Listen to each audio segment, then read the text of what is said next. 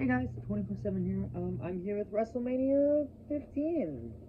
Um, this was a show that existed. Man, this show, man, it's fucking there. It's not the worst thing I've ever watched. I had to watch Mania 2 and Mania 4, and I'd say, if, no matter what, there are good things on this show. Not a lot, but there are. More than I can say for 2, 4, a bunch of the older ones, and some later ones, but yeah.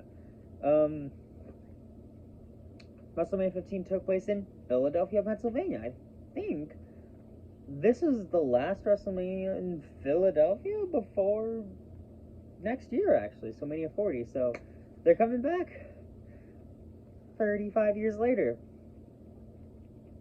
I want you guys to remember that WrestleMania 15 was 35 years ago. The Attitude Era was a long time ago. Was it 35? No, it's 25. I'm stupid. The Attitude Era was 25 years ago. This is at the first Union Center with an attendance of 20,276, which isn't a lot actually, but it's fine. I mean, it's better than WrestleMania 13. So let's start with the Hardcore Championship. Billy Gunn defends against Hardcore Holly and Al Snow. I think this is the debut for Holly and Al Snow. This is a debut for a lot of people, which is cool. Why is Billy Gunn in this match? Why did him and Road Dogg switch places? Because Road Dogg came into this show as Intercontinental Champion. And Billy Gunn came into this as Hardcore Champion.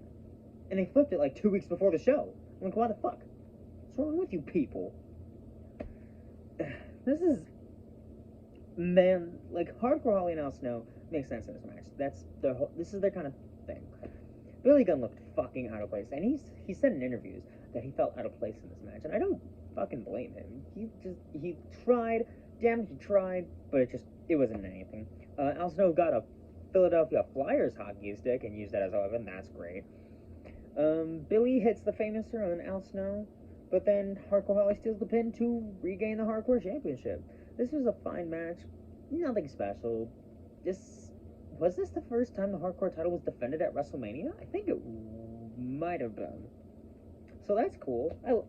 My opinion, I like the Hardcore Championship. 24/7 title has had nothing on this, honestly. Next was the World Wrestling Federation Tag Team Championship as Jeff Jarrett and Owen Hart defend against D'Lo Brown and Test. D'Lo Brown and Test won a Battle Royal on Sunday Night Heat to get this title opportunity, and they did not get along, at all in this match. Sadly, this would be Owen Hart's last WrestleMania match, as he would die later in the year to Over the Edge, which we'll get to that show in a while. We won't. We'll see. Ref got distracted. So the ending of this match is almost nothing. Like, it's good work. There's good workers in here. It wasn't anything special. Like, nothing interesting happened except the ending, which wasn't interesting. It was too much. That's the problem. So Ref got distracted by Deborah, who came out, who then got attacked by Ivory, who then got attacked by Terry and Jacqueline. Test came over there then to try to break everything up, which allowed Owen to hit a missile dropkick on D'Lo, and then Jarrett rolled him up to win and retain. This was a fine match with an overbooked ending. That's the best way I can describe this show. Overbooked. This is an overbooked WrestleMania, and so was next year. Next was one of my favorite moments, not matches, moments of the show, in the Brawl for All match, where the Brawl for All winner, Butterbean, beat the shit out of Bart Gunn, who won the WWF Brawl for All. Bart Gunn got knocked out in 34 seconds. It was fucking hilarious. I shit you not. I texted Zack Nair about this, but I literally rewatched that spot like 10, 15 fucking times. Just him getting punched, like, ugh. It's so fucking funny. Oh my god, it's so funny. One kind of sad thing though is for for the younger people, it might not be as important, but to older fans like Zach and Aaron and I, this is the final TV appearance for Gorilla Monsoon. So, who, if you didn't know, who was an announcer and the like on-air authority figure for WWF for a little bit, and he's great. He was alright. He was so fantastic. But this was the final TV appearance of him before he passed away as a judge for the Brawl for All match, which is fine. I'm serious. I kind of love the Brawl for All thing. This is one of the things I think you can go back and watch and just laugh at. There was a promo later in the show where Dr. Death, Steve Williams, cut a promo saying Bart Gunn deserved to get knocked out. Said it wasn't lucky. And this was supposed to lead to a feud between Bart Gunn and Dr. Death, Steve Williams, but Bart Gunn got released. So they did the feud in Japan, where apparently the Brawl for All was super popular. Japan. I'm joking. I love New Japan. It's great. Next. Mankind versus Big Show in his pay-per-view match debut, I think? As the Big Show in WWE, because he was in WCW before this.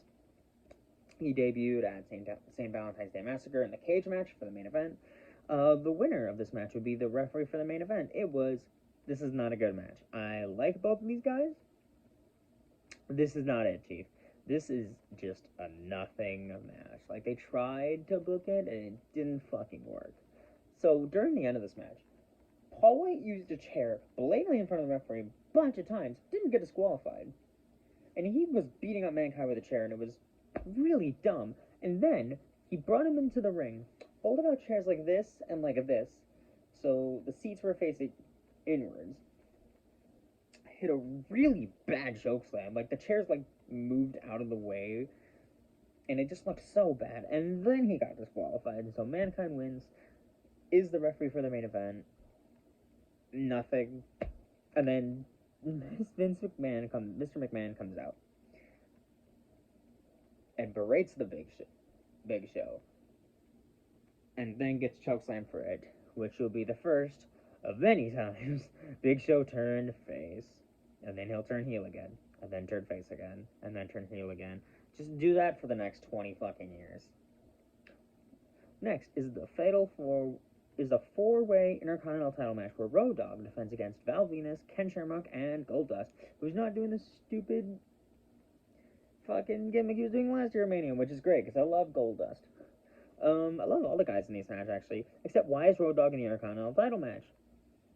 It should have been Billy Gunn, but they switched it up because they said, fuck it, why not? It was good. So two guys started, and the other two guys were in corners, and they had to tag each other. What the fuck? Why? So dumb. Why can't you just have a simple match where you just let the four guys beat the shit out of each other? Because what the fuck, they did it anyways. Oh my god. Val Venus and Ken Shamrock went up fighting up over the ramp after dealing with, God, I forgot her name, Ken Shamrock's sister, Ryan, who... So yeah, that was weird. Both get counted out, so they're eliminated from the match, because this is an elimination match. Then Shamrock tried running to the ring to break the count, and when he didn't, he got pissed, then beat up Road Dogg and Goldust. Then there's a bunch of fighting between Goldust and Road Dogg. That's pretty good action. Road Dogg hits a power slam on Goldust to retain. This was good. I liked the match. It wasn't special. Next, we have Kane versus Triple H. Kane has China in his corner. China's been part of teaming up with Kane for about 2 months at this point. It's a fine match. There's two good workers here, and they were okay. It wasn't anything special. Like, that's the problem with the show. Nothing on this match is truly great. There's some trash on here too, but nothing's great on this show. And this match is Kane is betrayed by China, because she says, "Oh, I'm gonna hit Triple H to the chair." Hits Kane. Kane tries to attack her. He then gets hit with a chair by Triple H, and Triple H hits the pedigree to win and bring DX back together. Or so you think, but we'll get to that. Next is the Women's Championship, where Sable defends against Tori. God damn it. Okay. Right, listen here. These aren't good. You're not gonna see a great women's title match at WrestleMania. I kid you not, until maybe WrestleMania, 18. So that's one of the next shows I'm going to be reviewing, which is my favorite WrestleMania, so that's going to be great. Sable hits a Sable Bomb to win. It's fine. Jerry Lawler is irritating in this match because he's irritating in every women's match he commentates for, because 90s, I guess. Next is one of the best matches on this show, and I forgot how good this match was. I actually really enjoyed this match. It was Shane McMahon defending the European Championship against X-Pac. So Shane beat X-Pac to win the European Championship. And about February-ish. So X-Pac wants revenge. And this was a really fun match. There's a lot of good back and forth action. Shane trained for this match, and he looked really good. And I think X-Pac did a good job making Shane look good in the ring. There was a lot of interference from Test and the Mean Street Posse, who were Shane McMahon's childhood friends. Read Pete Gadd's book. It's actually pretty good. But honestly, this was a fun match to watch. Triple H and China came down to try to help X-Pac, and then China distracts the referee. Then Triple H, out of nowhere, hits a pedigree on X-Pac, pretty much breaking them out of DX. So, and joining the corporation. So, it wasn't China joining back at DX, it was Triple H joining the corporation. Very smart twist. I know some people aren't a fan of this twist, but I actually really enjoyed it. But it didn't help that X-Pac lost not only this match, lost to Triple H at Backlash, then made it to the finals of King of the Ring, and lost to Billy Gunn. God, poor X-Pac. Then, speaking of the Outlaws after the match came out to attack Triple H and Test. Oh yeah, Shane retains.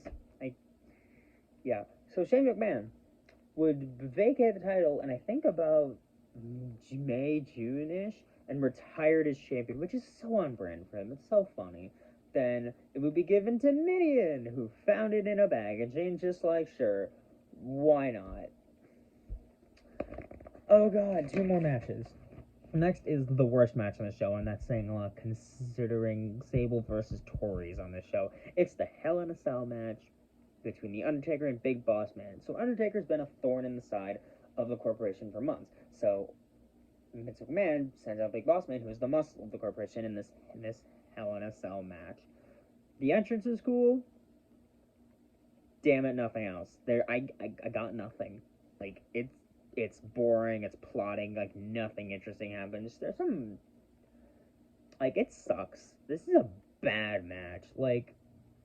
This is on par, in my opinion, with Undertaker and Giant Gonzalez bad. Especially because of the fucking ending. Undertaker hits a tombstone, wins, it's super short and terrible. And this part, the Brood, so I have this written down specifically in my notes. The Brood came down and helped Undertaker, I shit you not, hang the Boss Man. You fucking heard me. Someone got fucking hanged. They drawn down the noose. It was like a wire contraption in the back, which they made it look very convincing. But however, you fucking could have killed someone. And as the soda was raising, the Boss Man go, how is that okay? Who the fuck thought this had to be a Vince Russo idea? You fucking tell me this wasn't a fucking Vince Russo idea. This screams Vince Russo on it. I fucking hate this match. This match is dreadful. It is hard to watch. God, I'm so excited for Mania 18, where he puts on a way better match. And actually, fun fact, this would be the last Mania appearance of the Dead Man until WrestleMania 20. Because after this, Biker Taker would show up. The next time you're going to see Undertaker on a WrestleMania card will be at WrestleMania XV with Zack Nader. Finally, the WWF Championship Match, where Stone Cold takes on The Rock. The first in the Legendary Trilogy, and it's the weakest. It's not a bad match, it was a brawl, and it was fun, but it's nothing special. Before the match, Vince comes out and says, I'm going to be the referee for the match, because he doesn't want the Stone Cold to win, obviously. Then Shawn Michaels, who is the commissioner at the time, comes out and says, bitch, no. You don't get to make that decision, the commissioner does. So they just have a normal referee, but there's a lot of referee bumps in this match. Mankind eventually comes down and makes the count and everything. But this was the best match on the show. No pull. Not even close. Like, this match was pretty decent. It wasn't amazing, but it was good. I'd say it's about as maybe it's better than Stone Cold and Michaels, but that's about it.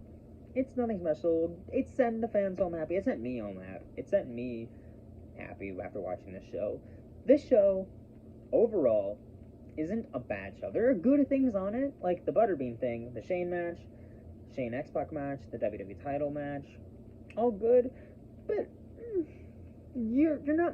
The only thing I'd say, I can't say skip this one because there's important stuff in here that's really important to the Attitude Era, but that's about it. So I will see you guys next time with one of the WrestleManias I watched as a kid, because I had it on VHS. Yes, I had a VHS. It was WrestleMania 2000. So this is a very important WrestleMania to me because I watched it as a kid. So I'm kind of excited to see if it holds up. Spoilers, it probably doesn't. But yeah, I will see you guys next time with WrestleMania 16.